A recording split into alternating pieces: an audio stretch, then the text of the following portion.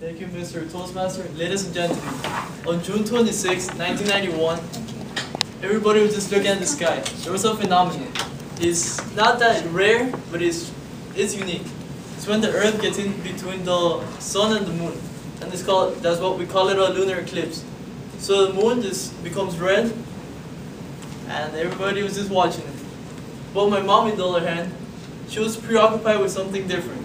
Her contractions were becoming a little bit less in length. They're becoming faster. I'm sure some of you are moms, so you might experience it. I'm sure she was screaming, crying, trying to just kick me out, get me out. And finally, at 9:12 p.m., I was out. I was finally crying. So it was the first time she heard me cry. Her first son, and I come from a family that I have an older brother, older sister, but they're from my dad's side. So for my mom, it was the first. Anyways, I was born in a country called Colombia. Thank you. In the southwest part of the country, in a city called Cali. It is known for its festivities and its people. A lot of people dance salsa, and there's always parties going around. In the other hand, there's a lot of plastic surgeries. So I guess that's a little bit more of my inspiration. I'll talk a little bit after. Well, I grew up in a house. It was a little bit bigger than normal. We had a tennis court, 2 pools, a little golf course, horses, dogs, everything pretty much. But my parents didn't want to spoil me. So what did they make me do? They made me work with the maids, with the gardeners, feeding the horses. They made me do everything pretty much. Because my dad always believed that you had to be able to do things by yourself. So when you're older, you're able to take care of yourself. So when I was like 4, I always had pictures of cooking, cleaning pools, and doing everything around my house. And I guess that helped me out because when we came here, it was just natural for me just to clean and do everything. But my life wasn't all just cleaning and working. We also got to travel a lot because my dad, since an early age, he was very inspired to travel the world. So when I was little, I always remember him just telling me stories of going to China and everywhere else.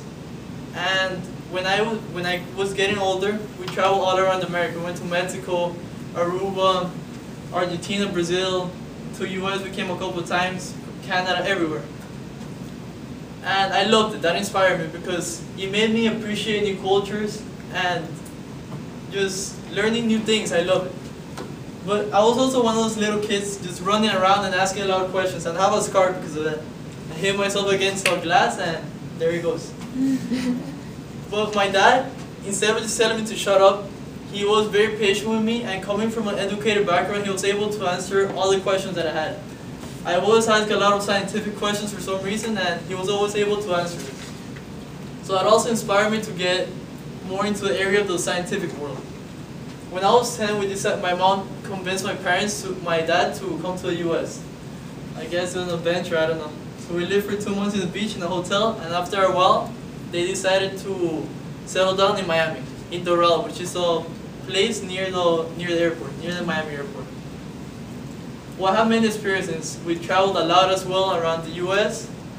And finally, 2 years ago when I graduated from high school, I decided to study medicine because for some reason I love the human body, and I love helping people.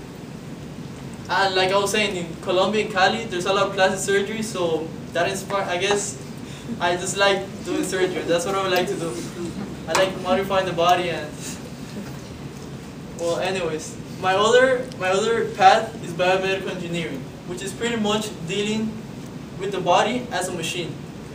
And so I like modifying the body, and I like the way that it's like a machine kind of thing. I'm doing a minor in marketing. But that's enough, that's my education. I also like trying new things. Because I believe that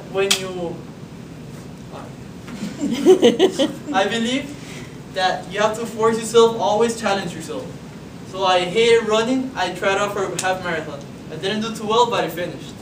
I played a lot of sports throughout my life because my parents always encouraged me just to try out whatever I wanted. I painted, I played instruments, I played saxophone for over 5 years. So I've tried pretty much everything.